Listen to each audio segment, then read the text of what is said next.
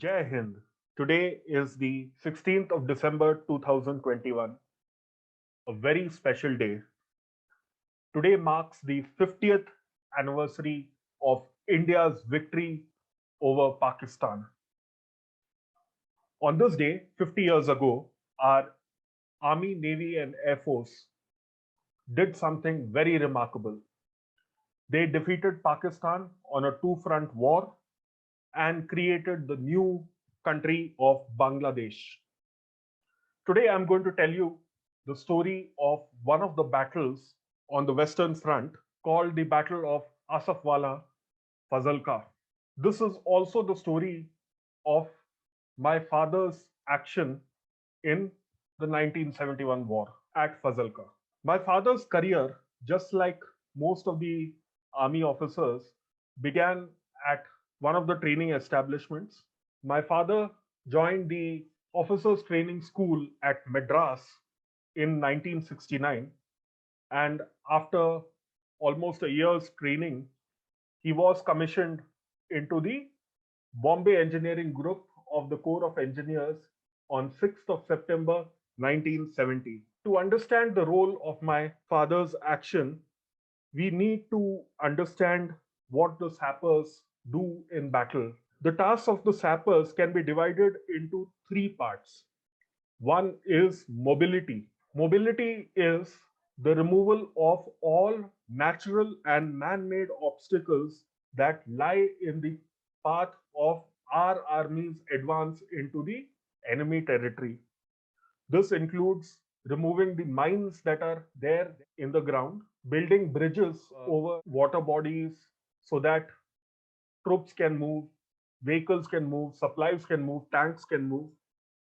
It also means creating airstrips for light aircrafts to land, creating mule tracks so that supplies can go from them, creating helipads.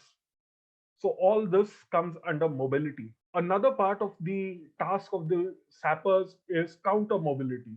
Counter mobility is the exact opposite of mobility, that is, creating obstacles so that the enemy can't advance into our territory. This is done by creating obstacles like reinforced concrete blocks, which are basically kept in the path of the advance of the enemy armor. Then, if the infantry of the enemy is advancing towards our territory, the sappers also lay anti personnel and anti tank mines. Now, anti personnel mine is a mine that will kill a person as soon as he steps on it.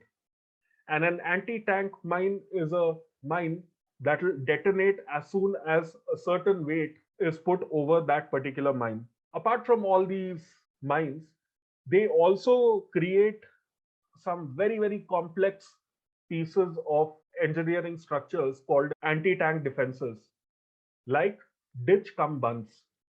This is basically a ditch filled with water where, as soon as the enemy armor advances into that, it gets stuck and the tank is immobilized. In the heat of battle, that tank is rendered useless. Now, to understand how this works, you have the enemy advancing from here. There is a slight slope out here.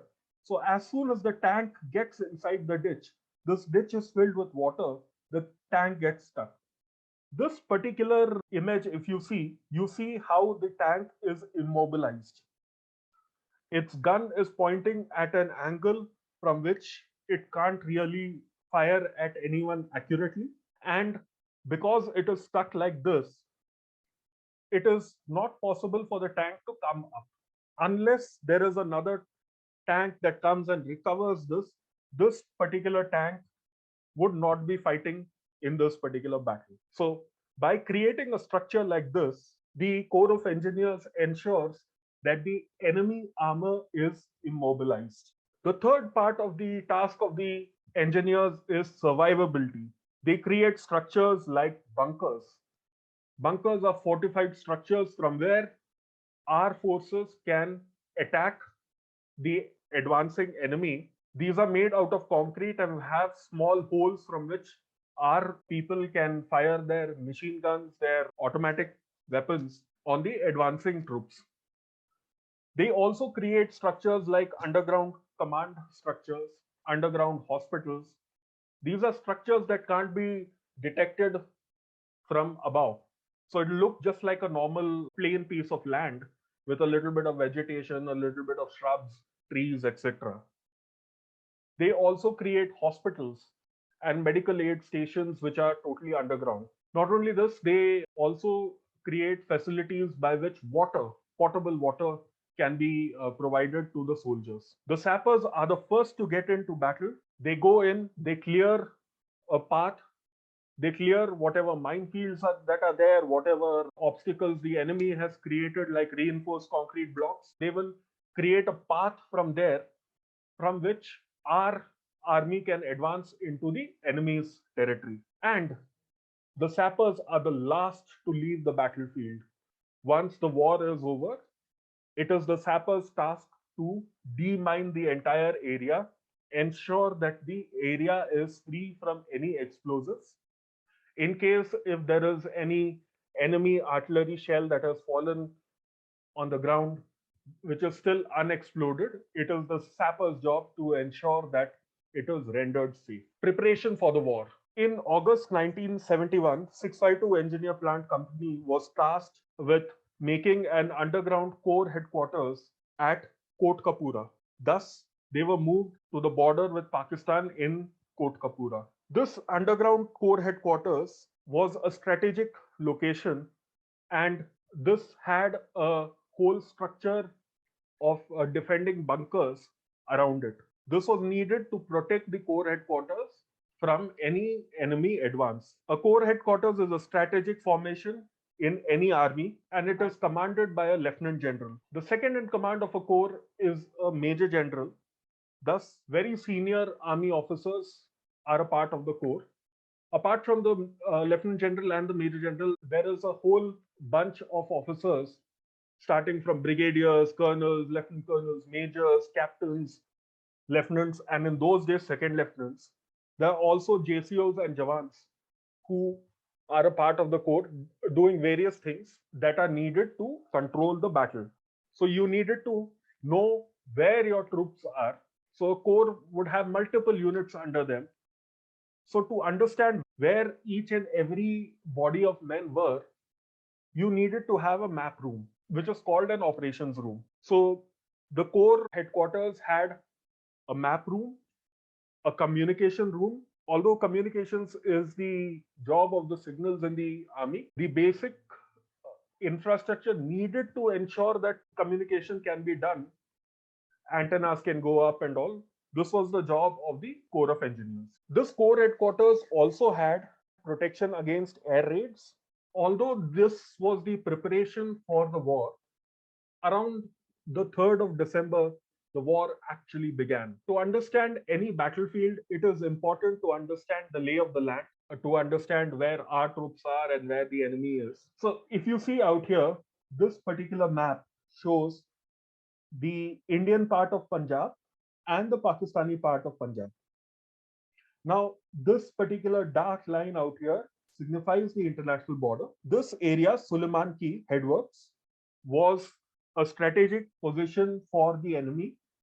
And because it is located very close to the border, it was heavily defended. On the Indian side, you have the town of Fazilka. Coming to the next map, you see the town of Fazilka out here, and you see the location of the battle that was fought, called as Asafwala. I will, now that we have understood the lay of the land, I'll take you through the battle as such. On 3rd of December, my father, Second Lieutenant Ramaswamy at that time, was posted in the Fazilka area. On 3rd December, a platoon was raised from elements of the 652 plant company and bomb disposal platoon to create a force that will go in and clear the minefields in Pakistani territory in the Suleimanki headworks area.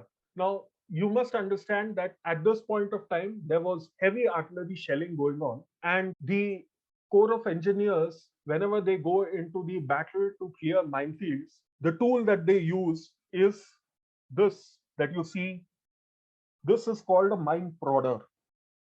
So if you see the second diagram out here, you have a mine under the ground. A soldier lies down on the ground and pokes this mine prodder just below the mine to understand and see whether there is any mine out there. And all this has to be done under enemy fire. And usually, whenever the sappers go into battle, into the mine clearing operations, because of their equipment profile, they don't carry weapons. So they are provided infantry escorts who provide them support. So on 3rd of December, my father went into Pakistan in this newly formed ad hoc platoon. This platoon was commanded by Captain Shekhar Sen, and the second in command was my father. A few hours after my father went into the Pakistani territory to clear the minefields, the Pakistani advance from the Sulmanki side happened in a pincer formation. The Pakistani assault on 3rd of December was through the Sulmanki headworks into the Indian territories. The units involved in this assault were 6 Frontier Force, 18 Baluch, and 9 Punjab. These Pakistani troops were supported by a complement of armor, and artillery shelling was always there. This battle was so bloody that in this particular battle, Pakistan awarded one of the officers, Major Shabir Sharif, their highest gallantry award, Nishan-e-Haider.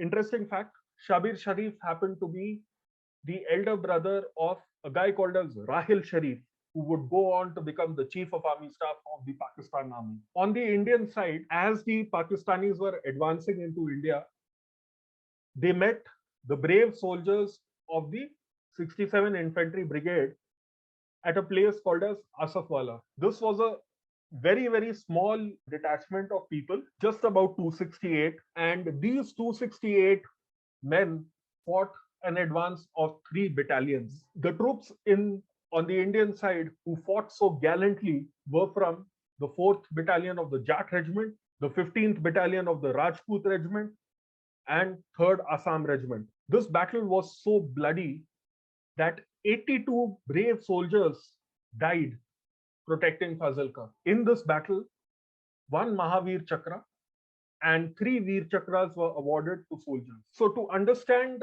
the battle progression so far, my father and his platoon went into enemy territory. A few hours later, the enemy moved in a pincer formation inside the Indian territory. Thus, my father was cut off in Pakistan. So this is a pincer formation. The Indian advance was towards Pakistan, and the Pakistani advance went in a circle into the Indian side. As the sappers don't carry weapons while they are doing mine clearance, they are usually given an escort of the infantry. In the fog of war, the infantry escort fell back to the Indian side, and my father and his platoon were basically inside the enemy territory without any arms and ammunition. He survived for 48 hours inside enemy territory.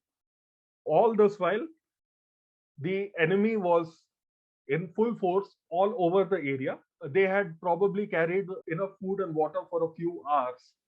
For 48 hours, they survived without any food, without any water, in enemy territory, and they were unarmed. In the heat of the battle, my father's unit sent a telegram to my grandmother sitting in Delhi stating 2nd Lieutenant Vasudevan Ramaswamy missing in action, presumed killed. After 48 hours of surviving in enemy territory, my father managed to bring each and every soldier under his command back to India safely. And this was extremely dangerous because they were unarmed. The enemy was in extremely high concentration. And this is probably a feat that Bollywood can probably make a movie on. After this, till the time the Pakistanis surrendered, they would often go on to the Pakistani side and help the Indian advance with whatever was needed, whether there was any bunker repairing needed to be done, any bridging needed to be done, any mine clearing needed to be done.